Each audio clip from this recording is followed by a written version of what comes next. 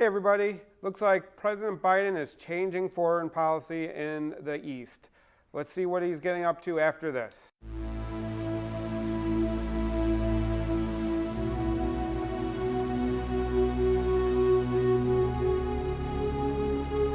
We're going to be talking about President Biden's change of U.S. foreign policy in Afghanistan. In this video, he talks about what it's going to be and why we're doing that. So if you like what I do, please like this video below and subscribe so you can get more of my content in the future. It really helps the channel out. But let's dive into the beginning part of his speech. I'm speaking to you today from the Treaty Room in the White House. The same spot where on October of 2001, President George W. Bush informed our nation that the United States military had begun strikes on terrorist training camps in Afghanistan.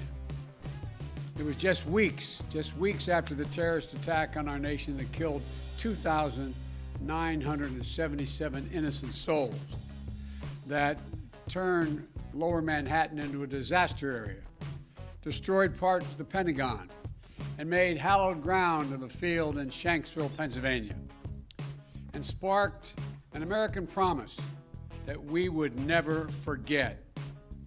We went to Afghanistan in 2001 to root out al-Qaeda, to prevent future terrorist attacks against the United States planned from Afghanistan. Our objective was clear. The cause was just. Our NATO allies and partners rallied beside us. So he's basically talking about what led us into the Afghan war. As many of you know, the United States was attacked on 9/11. We lost nearly 3,000 people, both U.S. citizens plus foreign nationals, in the attacks on the World Trade Center, Pentagon, and Flight 93 that crashed in Pennsylvania. President does have some roots in Pennsylvania, so I'm sure that has special meaning to him as well. And basically, since October of that year of 2001, we've been at war in Afghanistan. So that's going on 20 years. And basically, President Bush, in the same room, the treaty room of the White House, is where he announced that we were going in. And 20 years later, I don't know if he's going to get into this at all, but we've lost approximately 2,400 U.S. casualties to this war, and there have been nearly 240,000 Afghanis have died in this war. Now, the majority of those Afghanis weren't people that were openly attacking us. We're talking women, children, just casualties of war. They like to call it collateral damage. I don't believe any life should be categorized as collateral damage, but that's how it's generally referred to, and especially in the history of this war.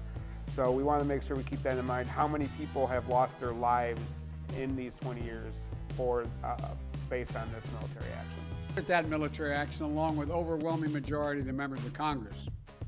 More than 7 years later, in 2008, weeks before we swore the oath of office, President Obama and I were about to swear, President Obama asked me to travel to Afghanistan and report back on the state of the war in Afghanistan.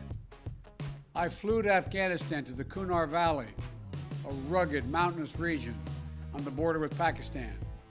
What I saw on that trip reinforced my conviction that only the Afghans have the right and responsibility to lead their country, and that more and endless American military force could not create or sustain a durable Afghan government.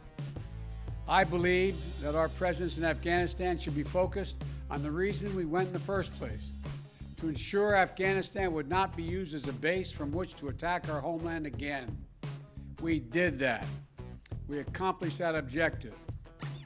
I said, among with others, we'd follow Osama bin Laden to the gates of hell if need be.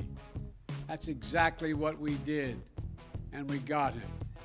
It took us close to 10 years to put President Obama. So what he's talking about there is he was vice president, obviously vice president-elect in 2008, and he went to Afghanistan. And the goal of the war was to make sure that Afghanistan couldn't be used as a base for al-Qaeda specifically, but other terrorist organizations as well. We won that war a long time ago. It was very quick.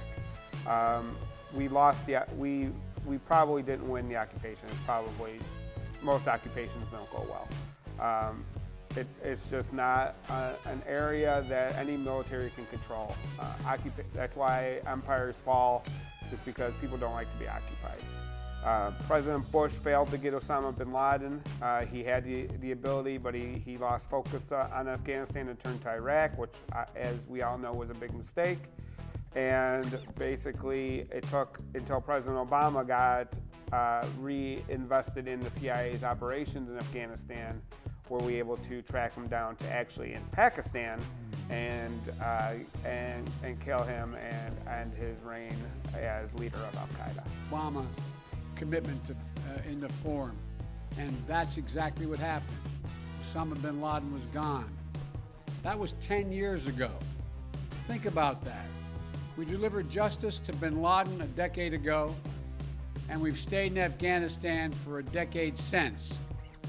Since then, our reasons for remaining in Afghanistan have become increasingly unclear, even as the terrorist threat that we went to fight evolved. Over the past 20 years, the threat has become more dispersed, metastasizing around the globe. Al-Shabaab in Somalia, Al-Qaeda in the Arabian Peninsula, al-Nusra in Syria, ISIS attempting to create a caliphate in Syria and Iraq, and establishing affiliates in multiple countries in Africa and Asia. With the terror threat now in many places, keeping thousands of troops grounded and concentrated in just one country at a cost of billions each year makes little sense to me and to our leaders. We cannot continue the cycle of extending or expanding our military presence in Afghanistan, hoping to create ideal conditions for the withdrawal and expecting a different result. So President Biden goes on to talk about how we will be withdrawing all of our troops starting in May and being completely out by September. And his point here is that the terrorist threat is no longer centralized in Afghanistan or the Afghan-Pakistan area. It is dispersed around the world. And to have our limited resources stuck in just one location and costing us billions of dollars doesn't make sense.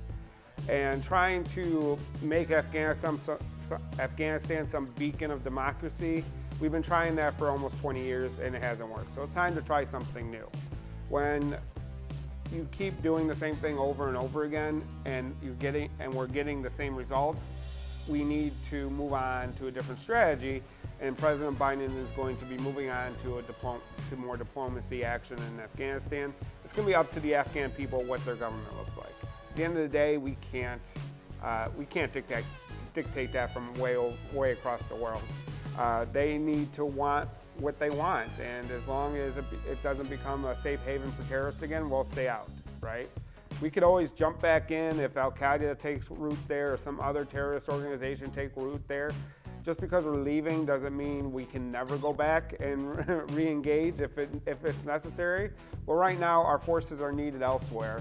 And frankly, fighting terrorists with the military is probably one of the worst ideas, because the reason terrorism works is by provoking a larger response, and then that way they can gain more followers, and then they can make bigger plans. That's part of the reason why Al-Qaeda got so big in the first place and was able to successfully attack the United States, was the United States' efforts in Saudi Arabia, Kuwait, Iraq, Iran. All those places really was able to allow Al-Qaeda to draw people in from the entire region in their hatred for the United States, and allowed the attack on the United States to happen because they had the resources to do it.